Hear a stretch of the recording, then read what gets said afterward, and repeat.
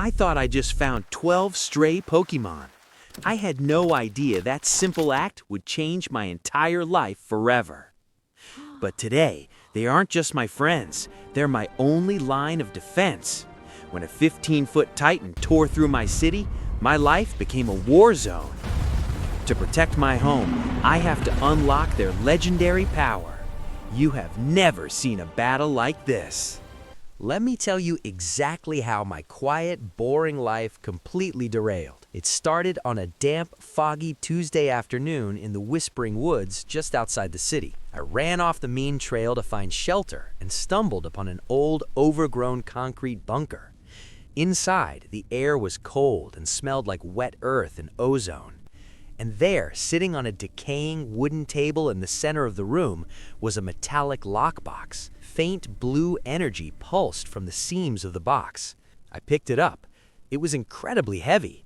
So, like an idiot, I put it in my backpack and took it home. I got back to my apartment, locked the door, and set the box on my living room coffee table. I found a small latch on the side. I took a deep breath and popped it open. Instantly, the lid flew open and 12 metallic spheres, red on top, white on the bottom, rolled out onto my rug. Before I could even process what I was looking at, the button on the center of the first sphere clicked, then the second, then all of them. Blinding white light filled my living room. I had to cover my eyes. When the light finally faded, I slowly lowered my hands and my jaw hit the floor. My apartment was suddenly occupied by 12 strange, colorful, and incredibly destructive little creatures. And that is the exact moment my apartment turned into a total war zone. Let's start with the kitchen. Within 2 minutes, I smelled smoke.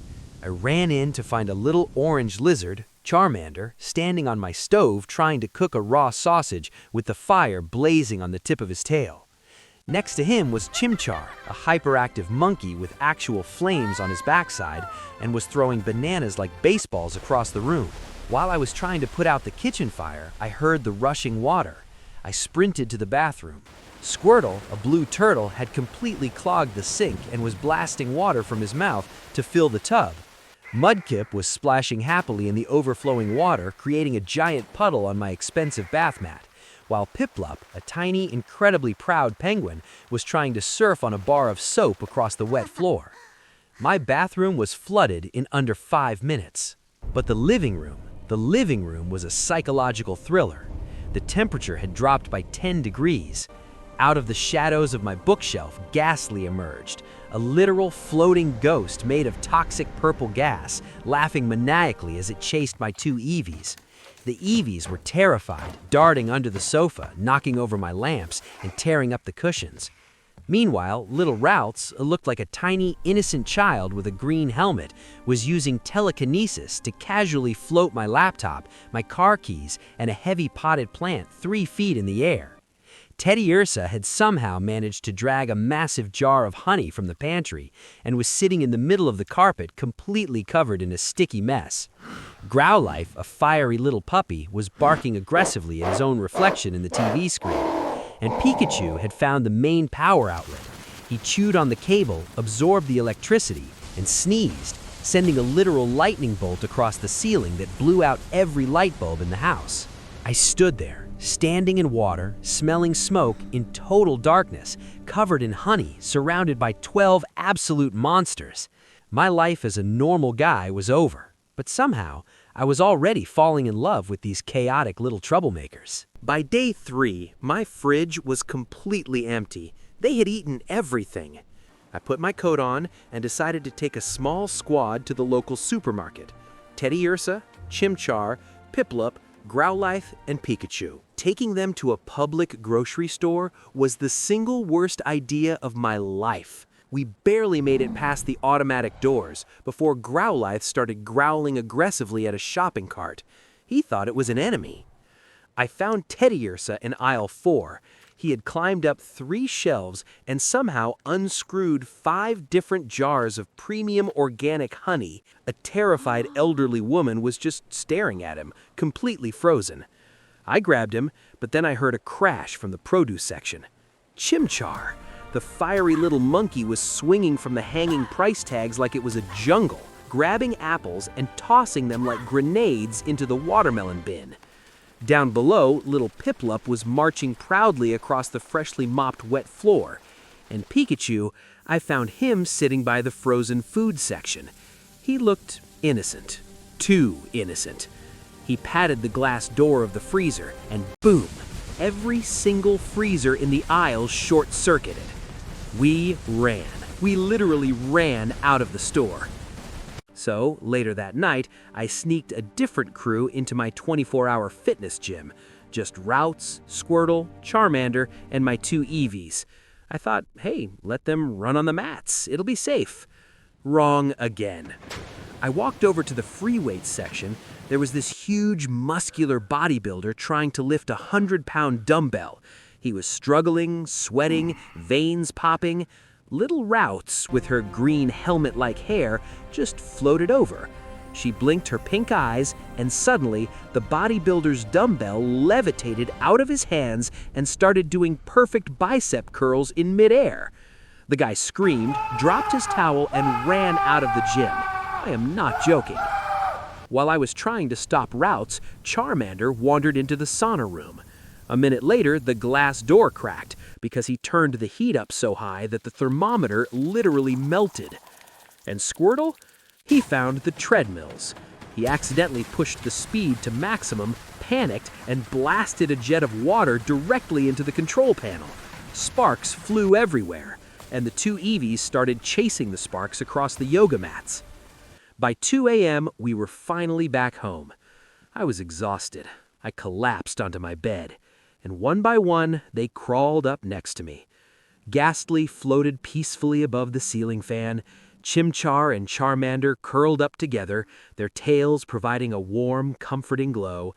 Pikachu snuggled right against my chest, softly purring with little static sparks. The Eevees slept on my legs, while Mudkip and Squirtle rested in a pile of laundry. I looked at this impossible, chaotic, beautiful family. I realized I was ready to protect them with my life.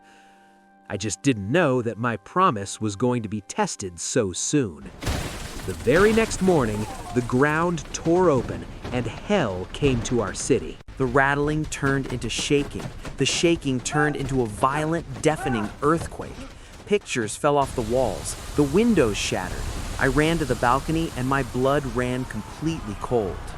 Bursting out from the asphalt right in front of my apartment building was a nightmare. A 40-foot-tall serpent made entirely of massive, jagged boulders.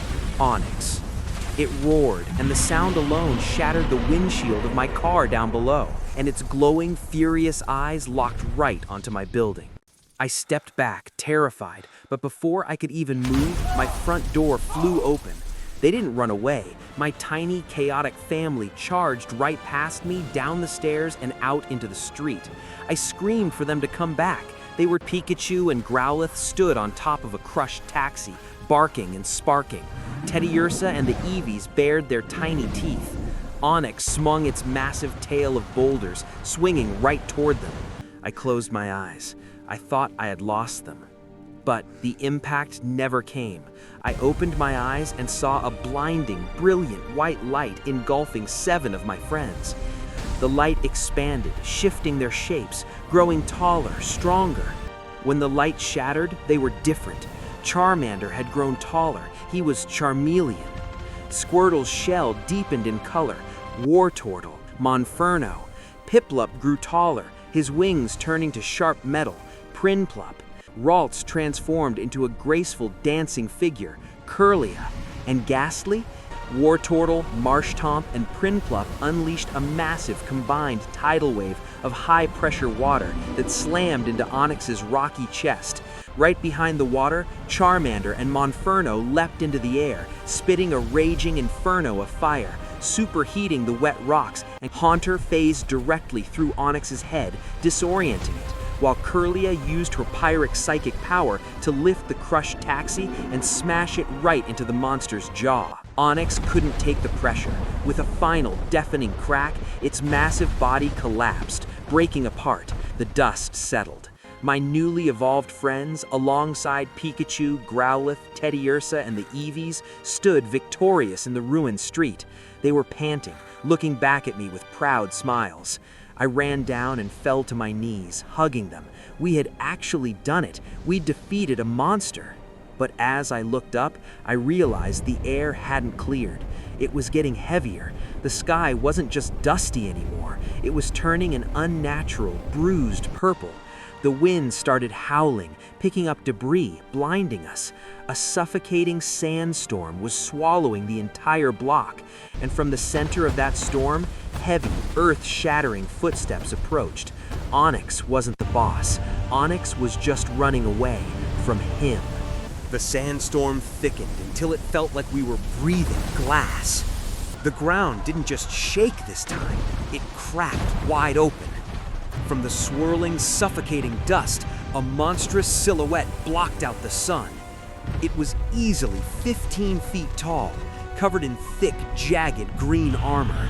Its eyes glowed with pure, unadulterated rage. Tyranitar. My newly evolved friends, Charmeleon, Wartortle, Marshtomp, they charged bravely, but Tyranitar didn't even flinch.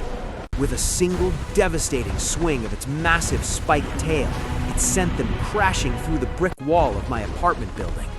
They were buried under the rubble, defeated in seconds. Tyranitar opened its jaws. A terrifying sphere of dark purple energy began to gather. A hyper beam. I didn't think. I couldn't. I just ran. I stood directly between the monster and my broken home, spreading my arms wide. I closed my eyes and waited for the end. "If you want them," I screamed into the storm, "you have to go through me." The blast never hit me. Instead, the temperature skyrocketed. The air around me began to hum with unimaginable energy. I opened my eyes.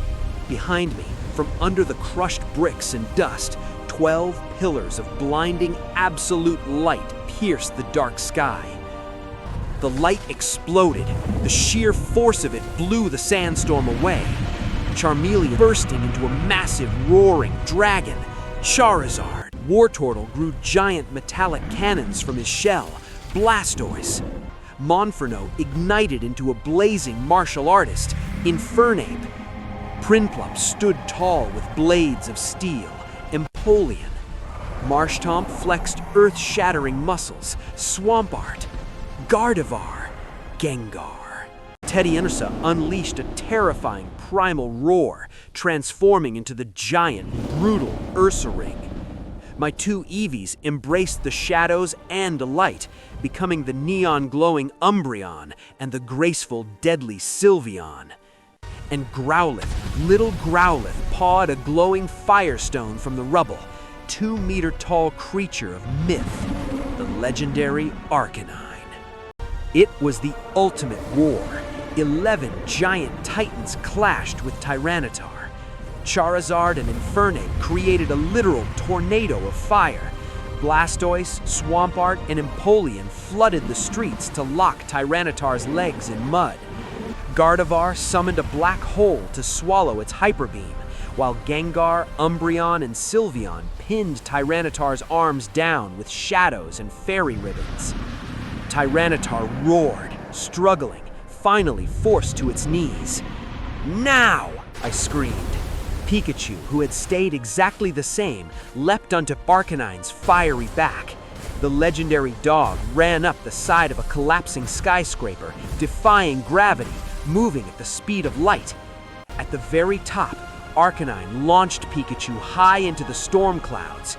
Pikachu absorbed the raw lightning of the atmosphere, turning into a living, blinding comet of electricity.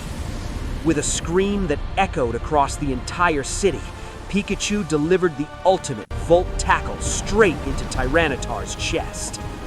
A shockwave of blue light leveled the remaining debris. And then, total silence. When the smoke finally cleared, Tyranitar lay unconscious on the broken asphalt. I sat on the hood of a crushed police car, catching my breath. I felt a heavy, warm breath on my shoulder. 12 massive, terrifying, mythical monsters were surrounding me. But Pikachu jumped on my lap, and the giant Arcanine gently nudged my hand with his huge, warm nose. Yeah, my apartment is gone. My life is ruined. But my family is legendary.